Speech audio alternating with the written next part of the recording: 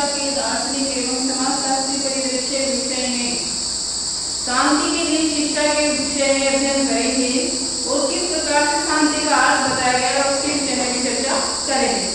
शांति का अर्थ, शांति शब्द का प्रयोग कई अर्थों में होता है। कभी अपने लोगों को यह कहते हुए सुना होगा कि अमुक के परिवार के सभी लोग बड़े प्रेम और शांति स्वभाव के साथ रहते हैं और उनके परिवार में बड़ी ही शांति और सुख समृद्धि होती है। कभी अपने लोगों को यह भी कहते सुना होगा कि शहर की जो अमुक कॉलोनियां हैं उनमें किसी भी प्रकार का शोर शराबा नहीं होता है, वहां पर शांति होती है, उसमें बड़ी ही शांति होती है। आप टेलीविजन पर भी ये सब सुनते रहते हैं और अन्य तरह की बहुत सारी बातें हैं जो शांति के लिए बोली जाती है। ठीक है, अब प्रश्न उठता है कि विश्व शांति से तात्पर्य क्या है। 1914 में जब प्रथम विश्व युद्ध हुआ तब ब्रिटेन के बर्ट्रैंड रसेल ने ब्रिटेन की युद्ध नीति का बड़ा ही विरोध किया और विश्व युद्ध में युद्ध के स्थान पर शांति की स्थापना पर बल दिया। परंतु ब्रिटेन की जो समाज, वहां के जो साम्राज्यवादी नीति के आगे उनकी जो आवाज थी वह किसी ने नहीं सुनी, या साम्राज्यवादी जो थे वहां के लोग, उन्होंने उनकी इस शांति की बात को महत्व नहीं दिया।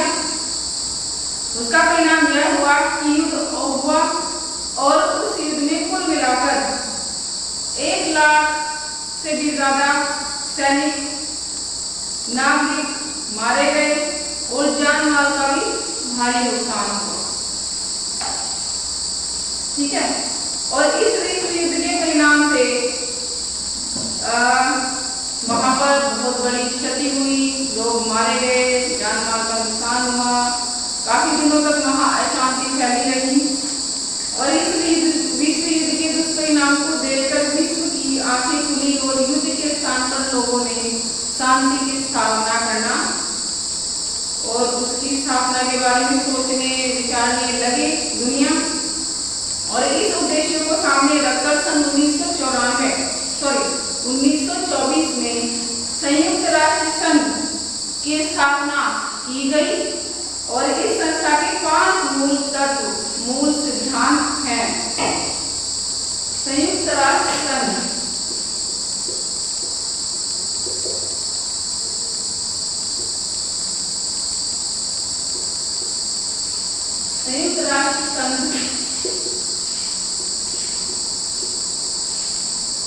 की स्थापना,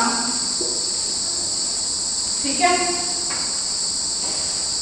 1924 में की गई।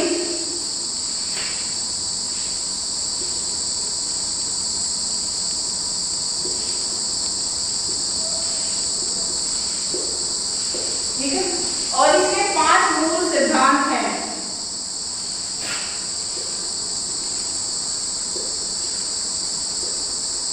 इस संस्था के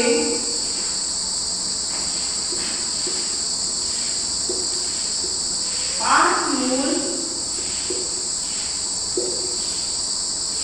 सिद्धांत हैं।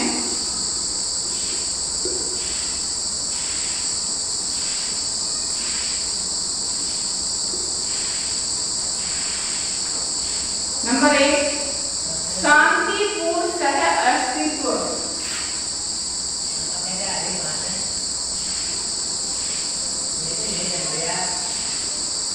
मैंने काट दिया,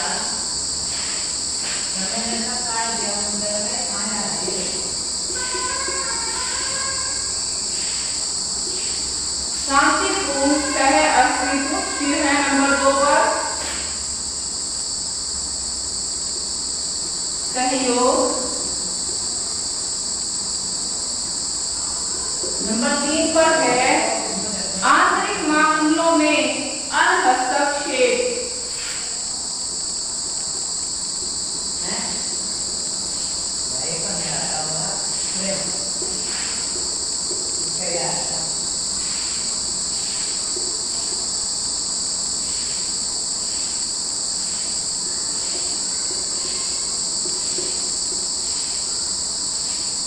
ठीक है। फिर नंबर 4 पे है अनाक्रमण।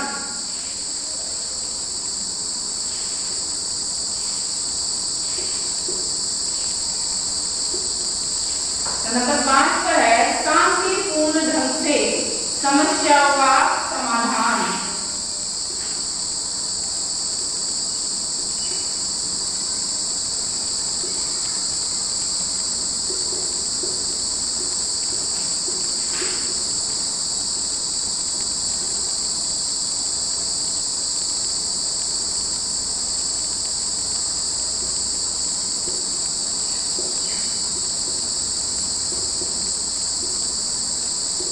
ठीक है।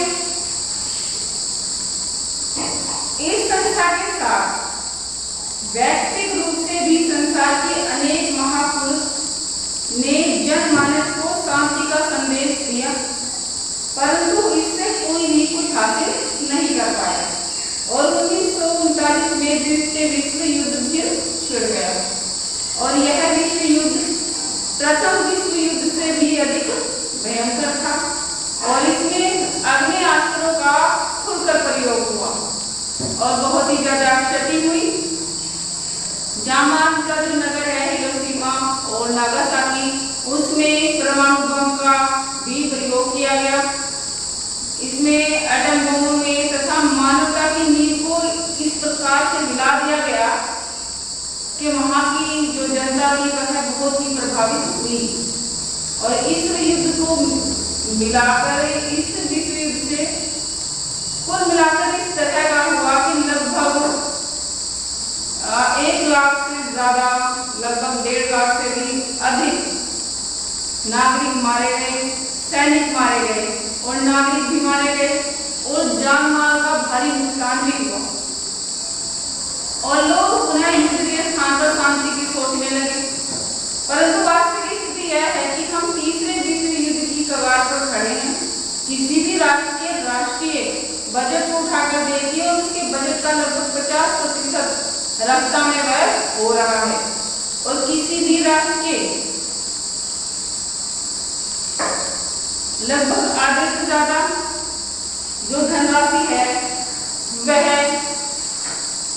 युद्ध सामग्री बनाने में ही प्रयोग हो रही है। एक ओर तो राष्ट्र शांति का नारा दे रहा है, वहीं दूसरी ओर आग्नेयास्त्र भी तैयार कर रहा है। ठीक है। और अकेले अमेरिका के पास इतनी मात्रा में आग्नेयास्त्र हैं कि उनसे पूरे संसार को 10 बार नष्ट किया जा सकता है। इतनी युद्ध सामग्री उसने एकत्रित की हुई है कि वह अकेला ही पूरे विश्व को तबाह कर सकता है। और एक निश्चित बात यह है कि तीसरा विश्व युद्ध रोका तो नहीं रोका जा सकता, मानव का अस्तित्व भी समाप्त होता नजर आ रहा है। अगर इसी तरीके के हालात रहे और इतनी मात्रा में युद्ध सामग्री का निर्माण हर राष्ट्र करता रहा तो तीसरे विश्व युद्ध को रोक नहीं सकते।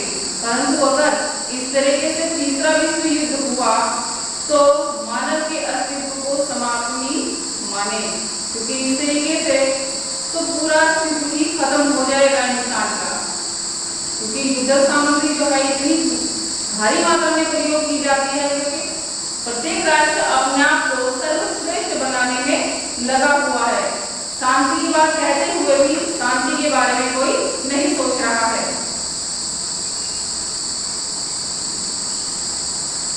इस खतरे से बचने के लिए अब युद्ध के स्थान पर शांति और अधिक शांति की ओर ही बल दिया जा रहा है। इस प्रकार वर्तमान संदर्भ में शांति का अर्थ है युद्धों की समाप्ति, शांति की शिक्षा।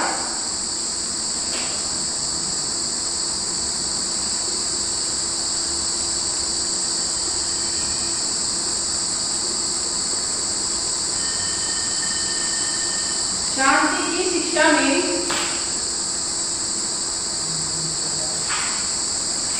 शांति का अर्थ आता है, जहां तक शांति की शिक्षा की बात है तो भी प्राचीन काल से ही दी जाती रही है शांति की शिक्षा।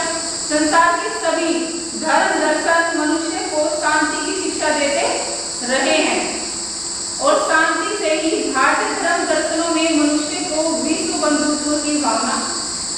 मानव प्रेम और शांति से रहने के उपदेश दिए गए। महावीर स्वामी ने अहिंसा को परम धर्म बताया है। गौतम बुद्ध ने भी मानव मात्र को करुणा और शांति का संदेश दिया है। ईसाई धर्म के प्रवर्तक ईसा मसीह ने संसार को, मनुष्य को प्रेम, सेवा और शांति की शिक्षा दी है। इस्लाम धर्म में भी इसी प्रकार लोगों में समानता, भाईचारा, प्रेम और बंधुत्व की भावना का उपदेश हमेशा से दिया जाता रहा है। आज इस शांति की शिक्षा की बात की जा रही है, वह तृतीय विश्व युद्ध को समाप्त करने के लिए या फिर इससे बचने के लिए, इसके विषय में जो भी शिक्षा उपलब्ध कराई जा रही है वह सिर्फ इसीलिए कि जिससे कोई तीसरे विश्व युद्ध के बारे में न सोचे। यह वह शिक्षा है जो संसार भर में मनुष्य के द्वेष के स्थान पर प्रेम और सहयोग की भावना की स्थापना करती है, उनमें प्रेम भावना का संचार करती है व्यक्तियों में। और इस शिक्षा का प्रथम लक्ष्य है मनुष्य को युद्धों के दुष्परिणामों के बारे में बताना, और दूसरा लक्ष्य यह भी है कि लोगों को युद्धों की विभिक्षा से बचाना, और तृतीय लक्ष्य यह है कि तृतीय विश्व युद्ध को रोकना। ऐसी स्थिति पहले से ही न बनने दी जाए कि जिससे तीसरे युद्ध की ओर बढ़ा जाए।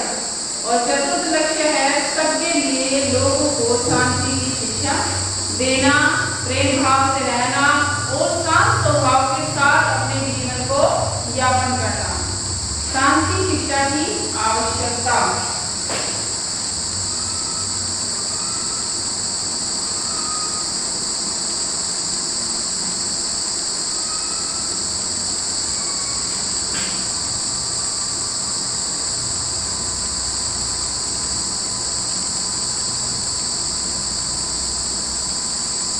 शांति शिक्षा की आवश्यकता।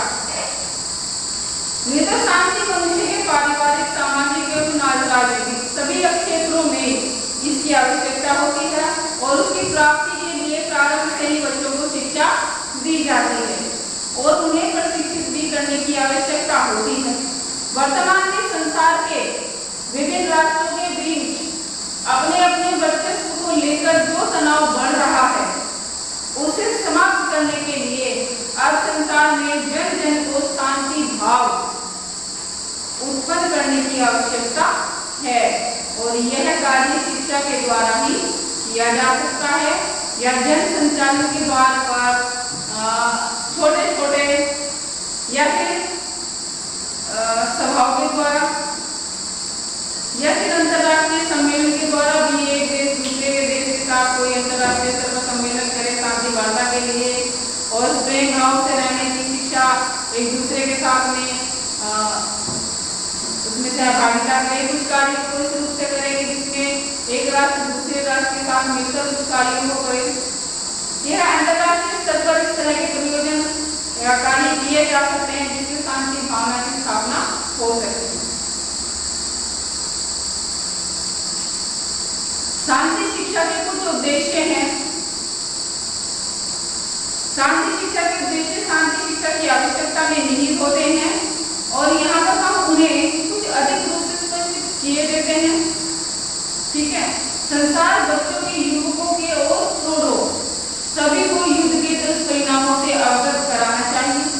संसार के बच्चों, युवकों और प्रौढ़ों सभी को न्यूक्लियर वार से होने वाले दुष्परिणाम, पृथ्वी एवं मानव मात्र के अस्तित्व की समाप्ति, इन सभी जो बातें हैं उन सबसे अवगत कराना चाहिए। ठीक है, आज के दिन इतना ही।